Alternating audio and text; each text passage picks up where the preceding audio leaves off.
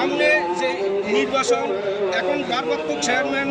বর্তমানে আমাদের পার্টির চেয়ারম্যান, ভারপ্রাপ্ত পার্টির চেয়ারম্যান তারেক রহমান, তিনি কিছুদিনের মধ্যে পূর্ণ নির্বাচিত হয়ে তিনি চেয়ারম্যানের দায়িত্ব নেবেন। তো আমি আমার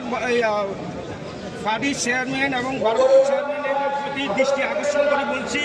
যেন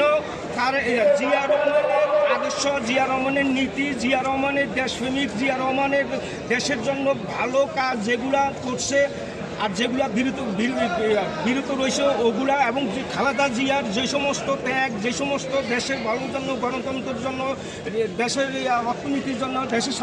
স্বাস্থ্যখাতের জন্য যাই করছে,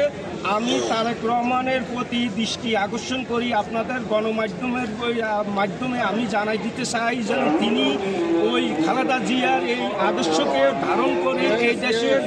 উন্নয়ন, ভবিষ্যতের জন্য যেন জনগণের পাশে দাঁড়ায়, জনগণের পাশে দাঁড়াইতে হবে। খালি বিএনপি যারা দল করে তারা